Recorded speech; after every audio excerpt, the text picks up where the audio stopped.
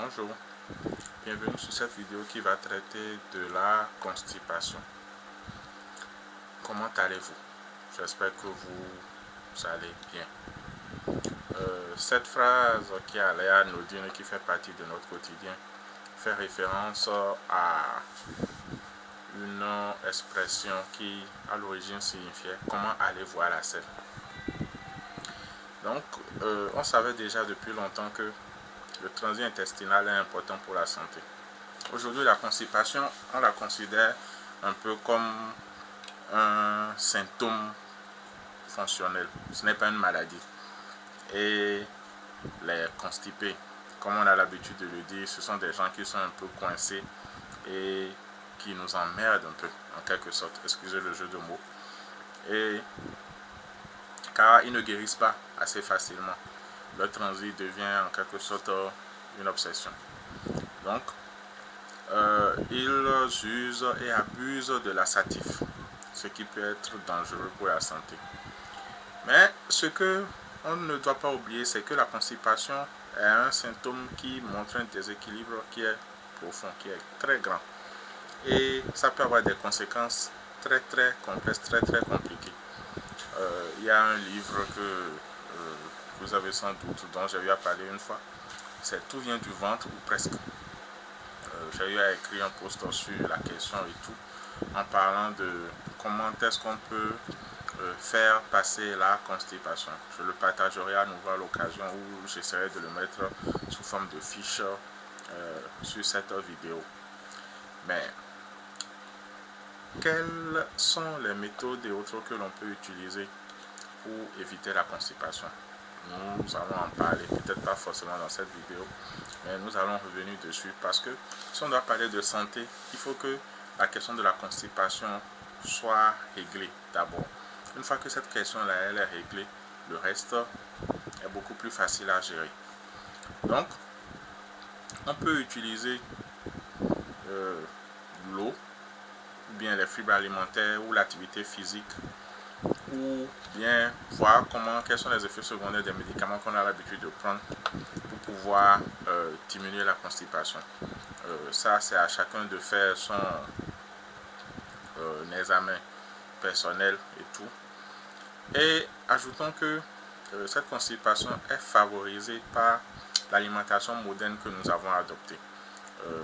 Nous avons du trop cuit, du trop dur, des associations qui ne sont pas forcément correctes. Nous avons la sédentarité, on ne bouge plus comme avant et tout. Et des rythmes de vie vraiment très loin de la norme, qui sont déséquilibrés. Et puis il y a le stress, dont on ne parle pas assez. On n'arrive pas à gérer le stress et comme ça. Donc, gérer la constipation revient aussi à gérer tous ces éléments-là. On doit modifier l'hygiène de vie, on doit corriger des éléments du point de vue de notre diète, de notre alimentation. Et on doit aussi boire beaucoup plus d'eau et manger beaucoup plus de fibres. Donc, ces deux seuls ne suffisent pas. Il faut ajouter les autres éléments dont on a parlé. Gérer le stress par la méditation, bien par l'écriture, ou bien par tout autre moyen. Et voilà. Là, on pourra commencer à voir le bout du tunnel. Vous voyez. Donc, en temps normal, celui qui n'est pas constipé, disons qu'il va bien. Il va bien à la selle. Ah, comment ça va? Je vais bien. Sous-entendu, je vais bien à la selle. Donc, le transit, s'il devrait se faire, c'est au moins une selle par jour. Au moins. Bon. Je vais peut-être en rajouter en disant que si vous faites 3 repas par jour, vous devrez aller à la selle 3 fois par jour. Donc, en temps normal, quand vous y allez, vous expulsez facilement et la consistance de cette selle-là, elle est normale. Mais il y a des gens qui n'y vont peut-être qu'une fois dans la semaine, ou bien peut-être 2 fois dans la semaine, ou peut-être encore une fois tous les 10 jours. Et ils trouvent ça normal. Quand vous allez à la selle en temps normal, vous ne devez pas pousser. Vous y allez, ça sort et puis vous vous relevez. Et vous allez vaquer à vos occupations. En temps normal, quand vous n'êtes pas constipé, votre selle elle ne va pas coller, elle sera bien moulée. La couleur va tendre un peu vers le marron, ça ne serait pas trop foncé ni trop décoloré. Maintenant, la selle ne doit pas surnager, elle ne doit pas coller aux parois, elle ne doit pas flotter à la surface, elle doit couler au fond si vous utilisez les WC modernes.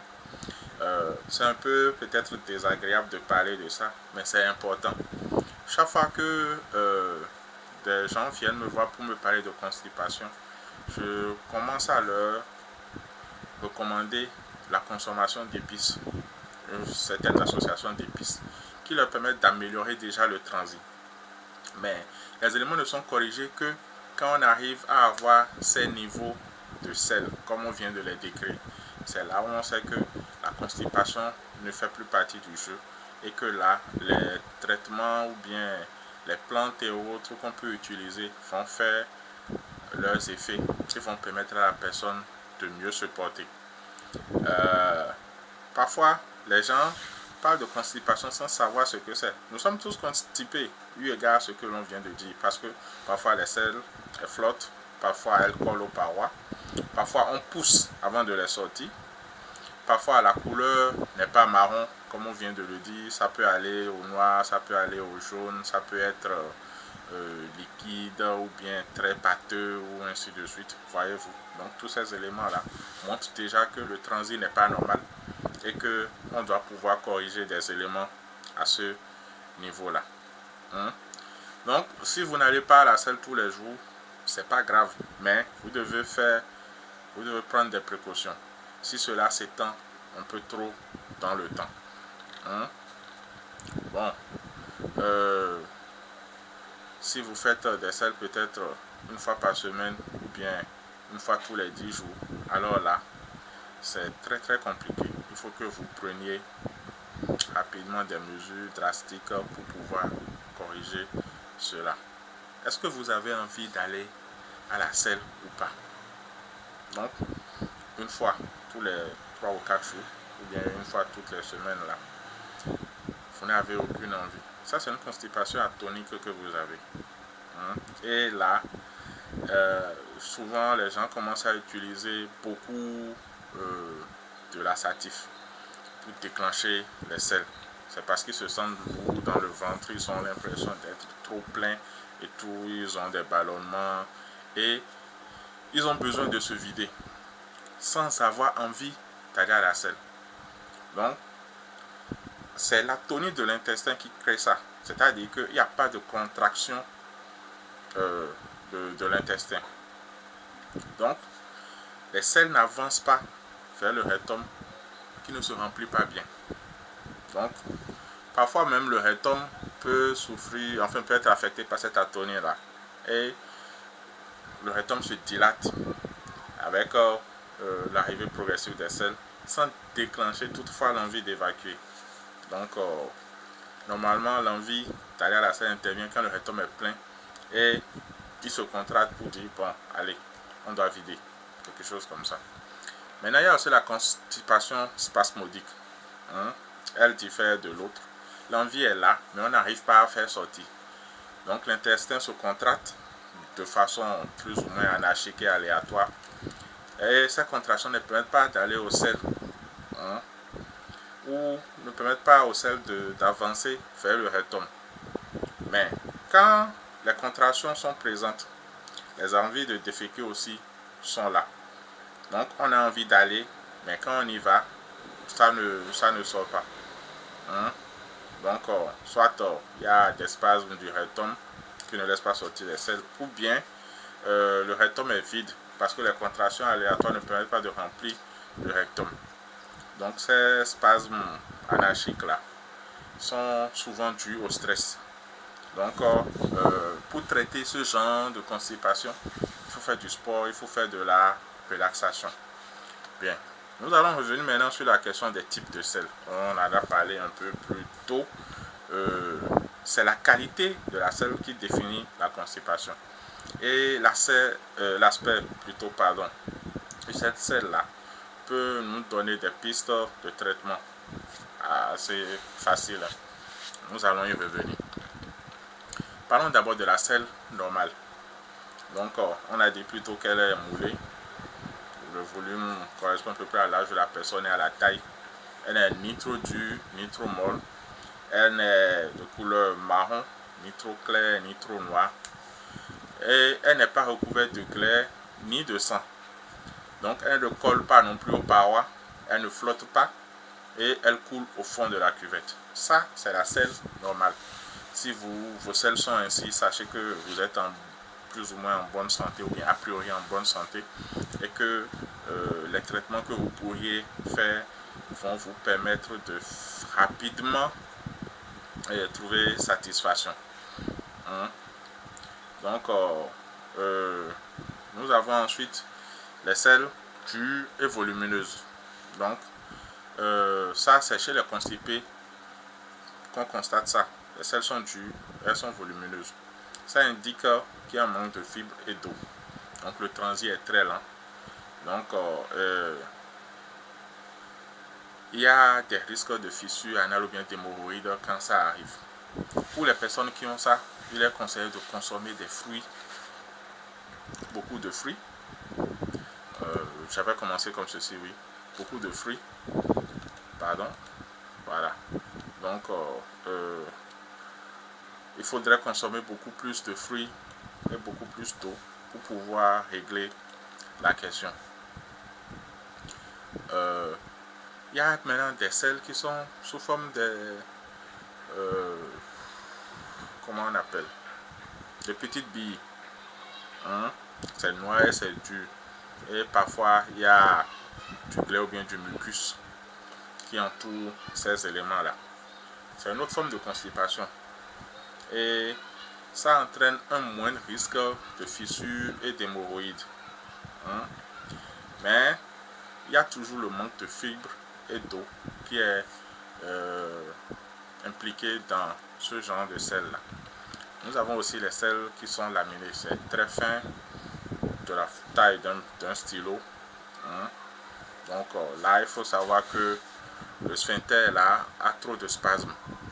Il faudrait peut-être songer à consulter pour ou bien faire un bilan. Bon, la selle qui est décolorée. Donc, si votre selle est décolorée, il faut savoir que vous avez sans doute un problème de foie ou de vésicule biliaire.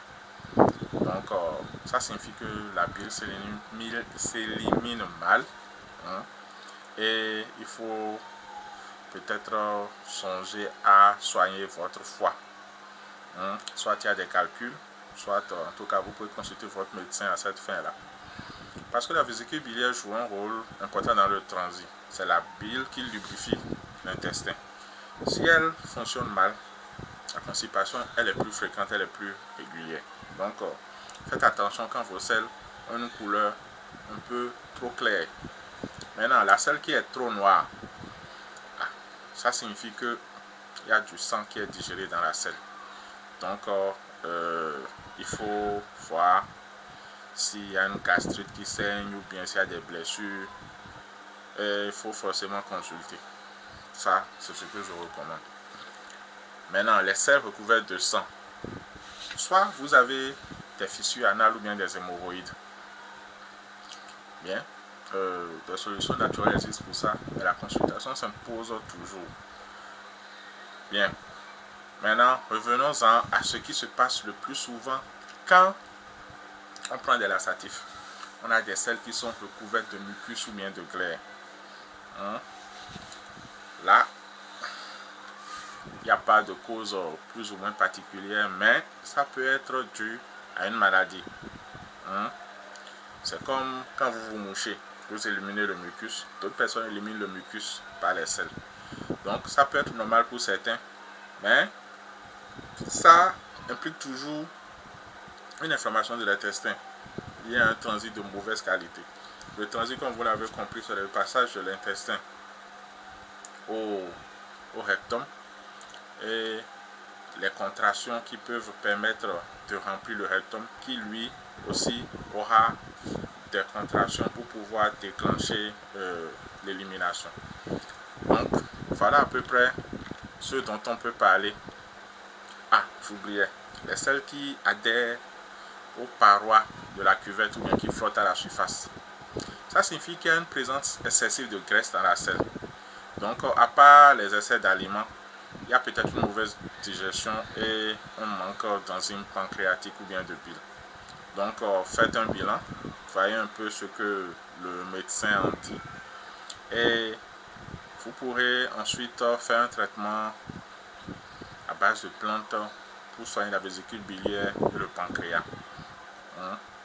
Donc nous allons revenir dans des vidéos à venir, nous allons revenir dans les prochaines vidéos sur ces traitements qui peuvent être faits là pour vous permettre d'améliorer un peu votre transit. Donc comme on l'a dit, la constipation elle peut être due à des causes bénignes ou bien elles peuvent être le signe de maladies beaucoup plus graves. Mais avant de dire qu'une constipation elle est banale, elle est bénigne, il faut éliminer les constipations qui sont dues aux maladies. Donc le ralentissement du transit, c'est-à-dire que le nombre de fois que vous allez à la selle, une fois par jour bien, le nombre de fois que vous allez à la selle dans une semaine, doit vous alerter et vous pousser à chercher les causes et puis à les corriger. Donc, quelques causes qui peuvent entraîner cette constipation-là. Il y a la baisse des minéraux. Nous allons parler par exemple du potassium, du calcium, du magnésium aussi. Ce sont des éléments que vous pouvez corriger avec quelques légumes et quelques fruits secs comme les dattes ou le ndolé comme on l'appelle. Maintenant, il y a aussi des maladies qui sont liées aux hormones et aux glandes. Donc, si vous avez des maladies neurologiques qui peuvent empêcher les contractions de l'intestin, ça peut aussi causer ça. Si votre thyroïde ne fonctionne pas bien, si les fonctions thyroïdiennes sont ralenties, ça peut aussi causer ça. Si vous êtes déprimé aussi, ça peut aussi causer ça. Un moyen de déterminer un peu tous ces facteurs-là, c'est la consommation, c'est la maroli ou l'urinothérapie. Ici n'est pas le lieu de cette thérapie, nous allons y revenir. Mais pour la petite parenthèse, sachez que quand vous êtes stressé, le goût de votre urine change. Quand vous consommez des aliments qui ne sont pas bons pour votre organisme, le goût de votre urine change. Quand vous êtes préoccupé, pas forcément dans le sens du même stress comme on vient de le dire, mais les deux se rapprochent aussi, vous voyez le goût de votre urine qui change. Ça devient très très désagréable. Donc, ce sont des éléments qui vous permettent aussi de corriger le tir et de faire attention à ce que vous mangez et à comment vous consommez ces choses-là. Bon, passons, on ferme la parenthèse. Il y a aussi les maladies de l'intestin qui peuvent être des causes de constipation. Donc, il peut y avoir des tumeurs, il peut y avoir la diverticulose ou bien l'intestin qui est fibreux ou bouché. Bon, quand vous avez par exemple la maladie de Crohn ou bien si vous avez eu à faire peut-être une chirurgie ou bien ce genre de choses. Mais ce sont des cas que nous ne rencontrons pas souvent, qui sont extrêmement rares. Généralement, les personnes sont suivies médicalement et elles savent comment corriger ça. Donc, voilà. Il faut d'abord éliminer ces causes-là avant de dire que la constipation-là, elle est banale. Bien. Parfois aussi, vous pouvez avoir un côlon qui est trop grand.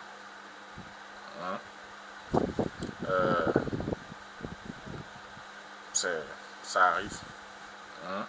C'est physiologique. Ça peut être génétique et tout. Donc, quand c'est le cas, la constipation peut être transmise de génération en génération.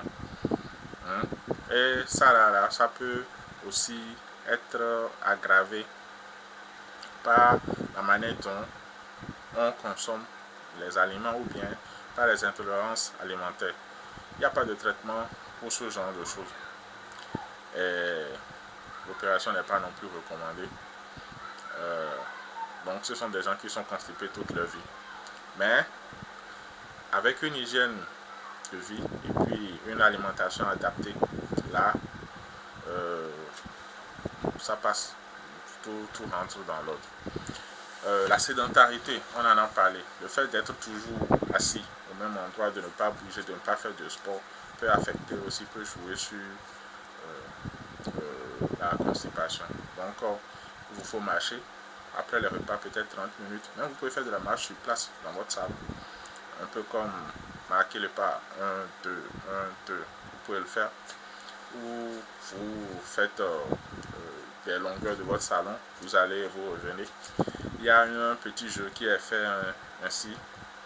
Vous pouvez mettre des dates quelque part et vous les ramassez pour aller les mettre autre part. Le jeu peut être corsé de cette façon. Quand vous prenez une date de ce côté, le temps d'aller de l'autre côté, vous mangez la date et vous laissez le noyau de l'autre côté. Vous revenez chercher la deuxième date, vous la mangez et vous déposez le noyau de l'autre côté. Et ainsi de suite. Donc pour faire une vingtaine de tours, vous avez une vingtaine de dates et vous faites.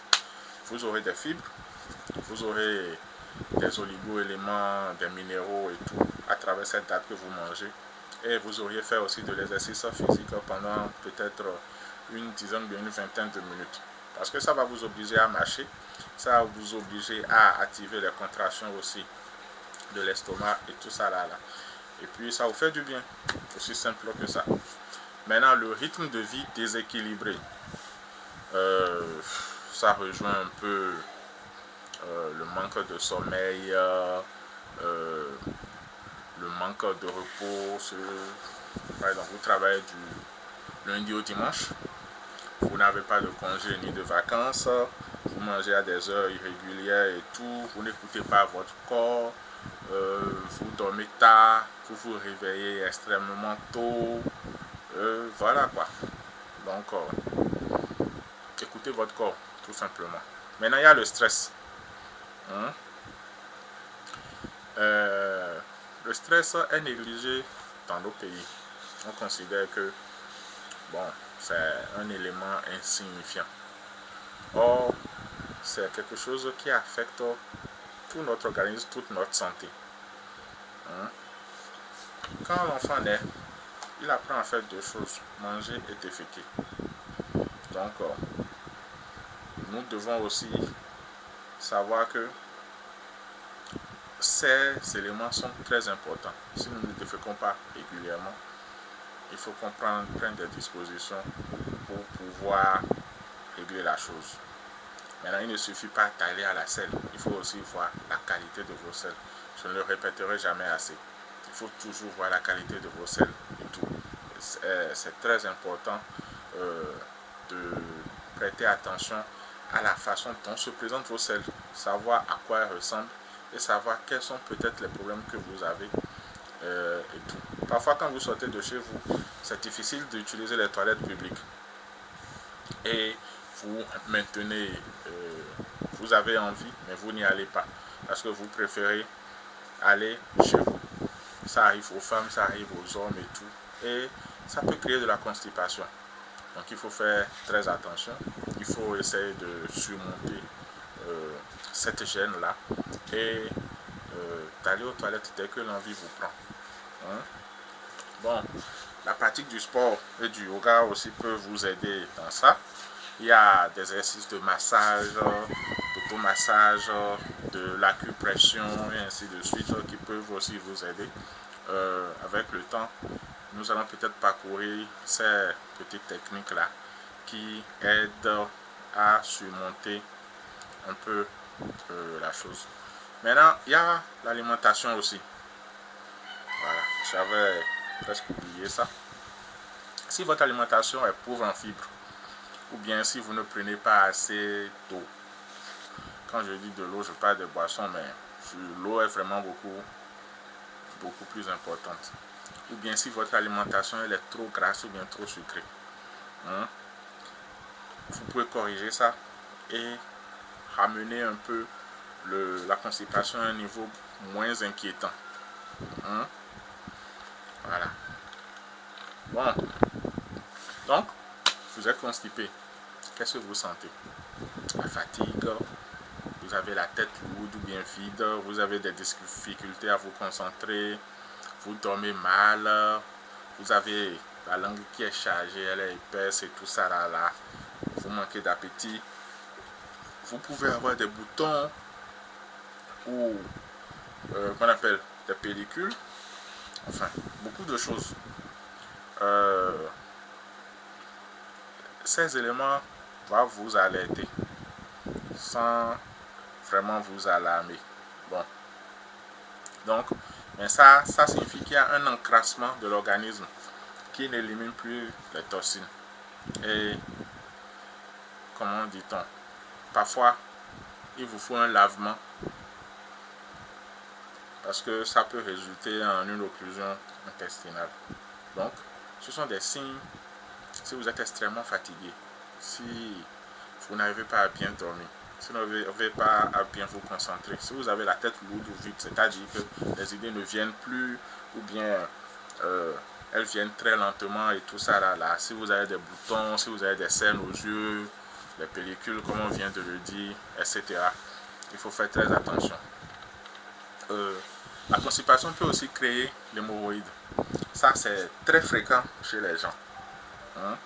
Et le rectum étant trop rempli pousse exagérément pour évacuer les selles qui sont soit trop grosses ou bien trop dures. Et ça exerce une pression sur les veines hémorroïdaires qui se dilatent. Donc, la première cause de constipation, il y a le stress. Et ça joue aussi sur la performance des hommes. Mais ça va poser aussi un problème, ça va jouer sur les organes pelviens. Vous voyez. Donc, c'est de là que ça fait descendre les organes. Et ça peut agir chez les femmes sur le bébé qui appuie fortement sur le bassin. Donc, même en absence d'hémorroïdes, cela peut se faire. Et il peut y avoir des fissures anales qui sont douloureuses, qui peuvent saigner parce que les selles sont trop grosses. La diverticulose. Les diverticules, là, ce sont des petites poches ou bien des dilatations de la muqueuse intestinale. Donc, elles ne commencent pas à donner des douleurs et peuvent s'infecter pour devenir de véritables abcès. C'est ça qui donne la diverticulite.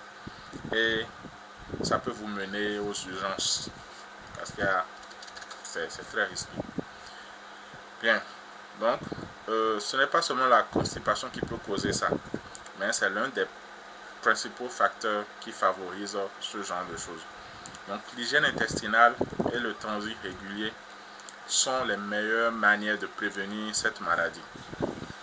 Bien, le cancer du côlon.